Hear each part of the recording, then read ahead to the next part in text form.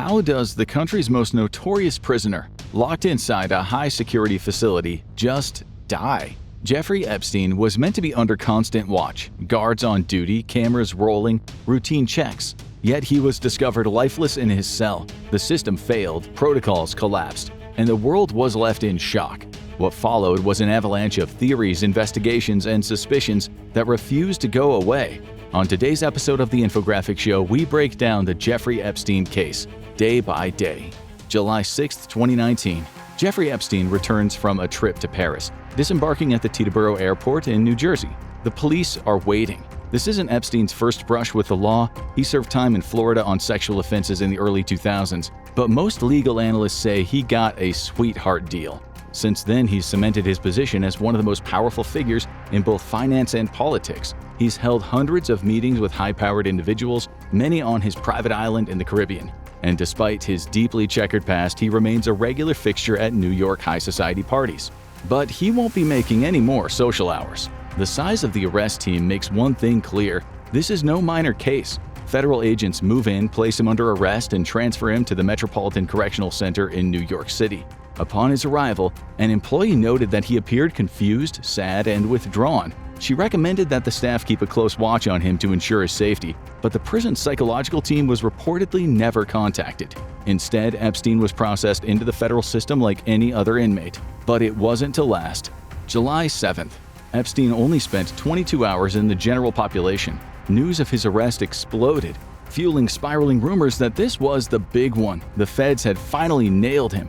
Staff at the MCC knew that he was the most high-profile inmate in the facility at the time, so the decision was made to transfer him to the special housing unit. This decision was driven by intense media coverage and concerns for his safety. Officials not only wanted to shield him from other inmates, but also knew it was essential that he made it to trial and possibly expose the other criminals he worked with. And just one day later, this theory would be proven true. July 8th, Epstein was brought to court for his initial hearing, where the federal government unleashed a raft of charges against him, led by sex trafficking. He pleaded not guilty at his initial hearing and was held on remand at the MCC pending further legal developments. The charges echoed those he faced back in 2008, but this time they were far more thorough. Given the penalties, a conviction would almost certainly ensure he spent the rest of his life in prison, as he was nearing 70. And that was the kind of thing that could turn a man desperate. July 9th. Normally, an inmate with charges this serious would get a psych evaluation, a check to see if he might hurt himself. If flagged, he'd be locked down under tight watch with almost nothing in his cell. However, Epstein slipped through the net. The prison psychological staff only urged caution. This allowed him to be kept on psychological observation and out of the general population for his own safety, but without the extra security that might have kept him safe, because it would be a long wait to trial. July 10th. Epstein met with the prison's chief psychologist for a routine check. The log showed he was eating, sleeping, and even talking with other inmates. Epstein wasn't happy about being stuck in the SHU and asked if he could get a single cell. He was taught some coping strategies and continued to deny he was a threat to himself. The psychologist declared him stable and ordered him back to the SHU, this time with a cellmate. July 16th. Epstein met with the chief psychologist again, this time during a meeting with his lawyers. He continued to deny having any psychological issues. The psychologist's report found no concerns or any need for a follow-up session. They noted that Epstein would be monitored only through routine SHU rounds and monthly reviews. July 18th. Epstein and his legal team appeared before the judge for a second time for a bail hearing. Epstein's team attempted to present their client as a low-risk inmate and a pillar of the community who could be released safely on bail. They even proposed an arrangement where Epstein would wear an ankle monitor and be confined to his $56 million New York townhouse. But the judge ordered Epstein held in prison, citing his massive flight risk given his 20 international trips in the past year and his access to private planes. Epstein's legal team vowed to appeal, but for the moment he was heading back to his cell at MCC. And it wouldn't be long before he was in the news again. July 23rd. At 1:27 in the morning, guards were alerted to a commotion in Jeffrey Epstein's cell. The inmate was found sprawled on the floor of his cell, dazed and half-conscious. A strip of cloth was wrapped tight around his neck, the skin beneath already bruised. It wasn't serious enough to require hospitalization, but he was transferred to the psychological unit, where he was observed 24 hours a day to ensure he wasn't a danger to himself. But not everyone thought this was what it appeared to be. Epstein's roommate at the time was Nicholas Tartaglione, a notorious murder and drug trafficking suspect whose charges meant he would never be getting out. Tartaglione denied having any involvement in Epstein's injuries, and prison officials cleared him of involvement, but not everyone accepted that conclusion. Spencer Coven, an attorney representing several of Epstein's victims, argued it might have been a deliberate attack, an attempt to silence Epstein before he could strike a plea deal. And this was when the case really started gaining momentum in the American mind. Nothing official has ever surfaced about Epstein's black book of crimes, but everyone knew he moved in powerful circles and probably kept receipts.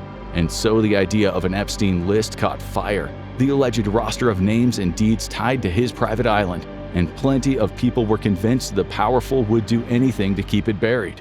July 24th. Jeffrey Epstein is transferred to his new quarters, a rude awakening even for his current situation. The observation cell for high-risk inmates consists of windows on all sides, 24/7 lighting, and every possible risk stripped away. He stayed there until July 30th by his own request, enduring round after round of psychological exams. Then officials sent him back to the special housing unit to resume his regular jailhouse stay.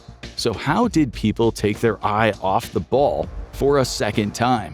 July 31st. Another court hearing would take place, with the judge being briefed on all the events that happened since. It was estimated that the trial would take 4 to 6 weeks, but no formal date was set. For Epstein, it was another crushing setback, who was given yet another psychological check after marshals noted he appeared distressed on his return from court. But after a formal assessment, it was determined that it was safe to return him to his usual routine. It was the calm before the storm. August 8th. The next few weeks would pass relatively quietly, with Epstein under close watch, but a note would later surface, written during this period, in which he bitterly described his cell conditions. He claimed bugs crawled over him at night, guards left him naked in a shower for an hour, and one officer, Tova Noel, deliberately served him burnt food. These accusations were never fully confirmed or debunked, but it was one incident that should have raised more red flags.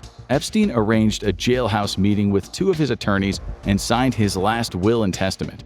He named 2 long-term employees as his executors and placed his holdings in a trust. It was a massive alert as to what was coming next, but everyone missed it, and it wouldn't be the only time. August 9th. Epstein's routine at the prison had settled down, and few people were worried about his safety anymore, at least on the surface. The previous day, he had bought around $74 worth of items at the prison commissary, including a radio and headphones. This was seen as an indication that he was adapting to prison life, and security might be lessened soon. However, it was unlikely that he would ever be transferred to general population due to the threat of violence from other inmates who knew about his crimes. But things happened fast from there. On the morning of the 9th, the largest information dump on the Epstein case was released to the public. Over 2,000 pages of documents related to the current accusations against him. They were seen as highly damning and ensured that even if he was somehow able to avoid conviction, his reputation would never recover. That day, Epstein's cellmate was shipped out in a scheduled transfer. By policy, he was supposed to get a new one, yet none was assigned. That night, he met with his attorneys, who said he looked upbeat. It's never been confirmed how much he knew about the document drop earlier in the day, but it is likely his lawyers informed him. But we still don't have any explanations for what happened that night. The MCC was a tightly regulated facility, housing numerous violent and high-profile inmates. Epstein was supposed to be checked every 30 minutes, a routine meant to ensure his safety. After his attorney meeting, Epstein was walked back to his cell at 6:45 p.m. by Officer Tova Noel, the same guard he'd once accused of singling him out. And that is where things start to get weird. At 7 p.m., Epstein was permitted an unmonitored phone call, normally forbidden under Bureau of Prisons policy, but allowed by the unit manager. Records listed the call as going to his mother's number, but that wasn't the case. In reality, he was talking to someone else, someone close to him. When it ended, Epstein walked back to his cell, a cell he now occupied alone.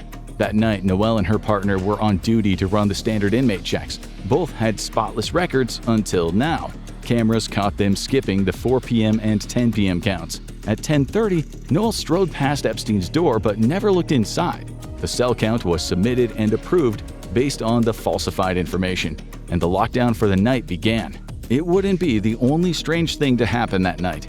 The guards were required to check every 30 minutes, but from midnight until 6:30 a.m., Noelle and her new partner Michael Thomas never entered the cells.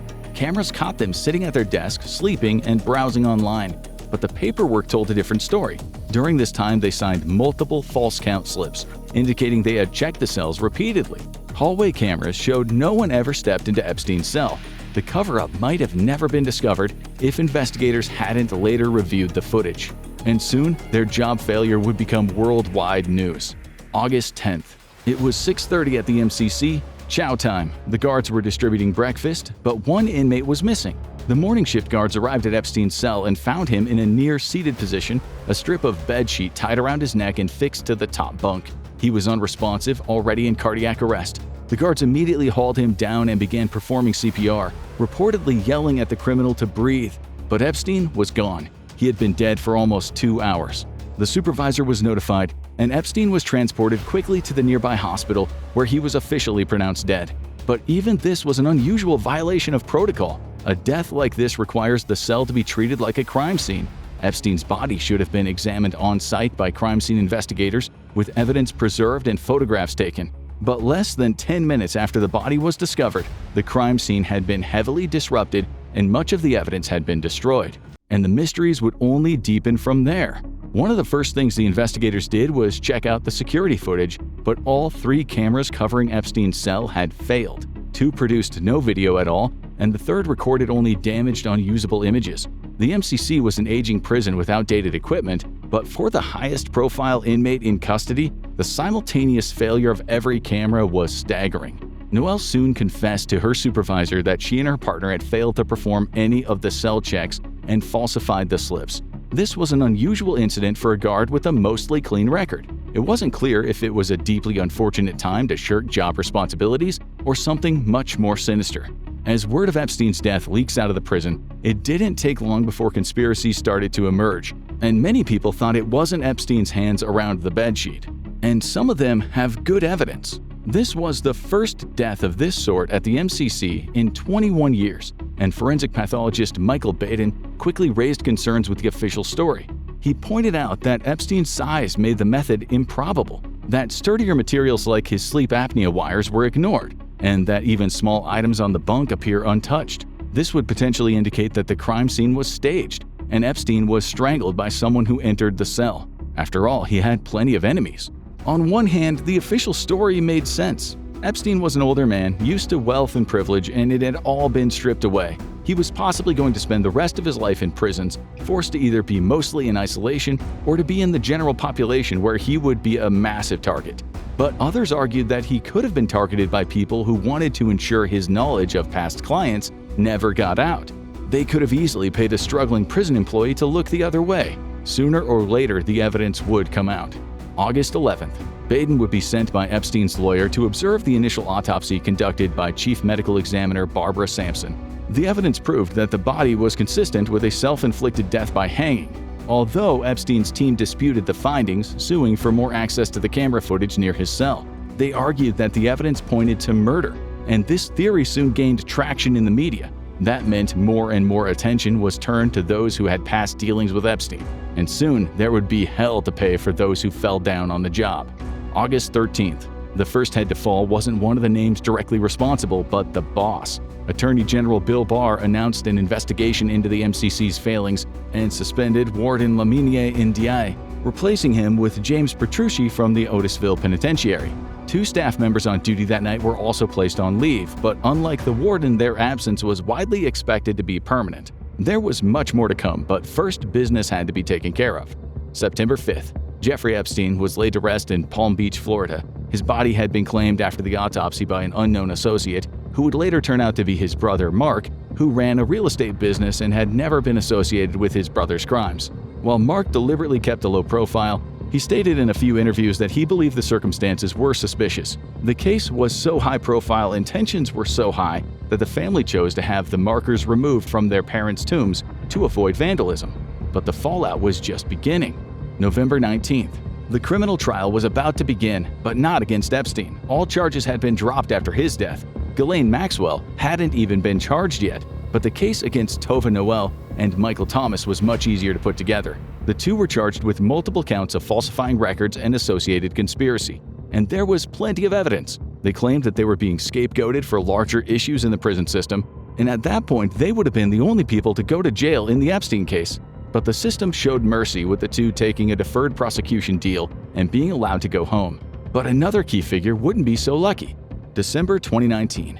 Nick Tartaglione had his own trial to worry about, but the criminal was also a suspect in the first incident that nearly left Epstein dead. Details of the July 23rd incident came up in court, but the defense claimed that he had actually tried to save Epstein's life. It was a bold claim, and they wanted to present the footage in court. But when they attempted to play it, the government claimed it had disappeared. Judge Kenneth Karras ordered the government to find answers, but they came back and claimed that it had been deleted because of a clerical error. Another case of missing information related to Epstein. But the mystery would keep growing. Epstein was gone, but his secrets weren't. The evidence he left behind was about to take others down. On July 2, 2020, Ghislaine Maxwell was indicted. Sex trafficking, conspiracy, charges heavy enough to put her away for life. After years of hearings, she got 20 years. And she wasn't the only one. That same year, Epstein's associate Jean-Luc Brunel was charged by French prosecutors with sex crimes later. But like Epstein, he never made it to trial. His death in custody was, to many, all too familiar. But one case wouldn't stop anytime soon. The FBI and Justice Department opened their investigation into Epstein's death the same day the warden was reassigned. But no smoking gun ever surfaced. The inquiry outlasted Trump's presidency, continued under Biden, and concluded with Attorney General Merrick Garland. On June 27, 2023, the Justice Department released its report. It cataloged dozens of failures, negligence, incompetence, and misconduct, but ultimately found no evidence of foul play. And for most people, that answer wasn't good enough. As of 2025, Maxwell remains the only person convicted in connection with the case, though she has since been transferred to a lower security facility after reportedly cooperating with authorities. Most of the files are still sealed, many part of the ongoing criminal investigations, and no client has ever been charged. Which means that however or whoever ended Jeffrey Epstein's life, many of his secrets died with him. Jeffrey Epstein's mysterious death raised more questions than answers. And that's not the only case buried in government files. Watch 50 declassified FBI secrets to see what agencies don't want you to know. Or click on this video instead.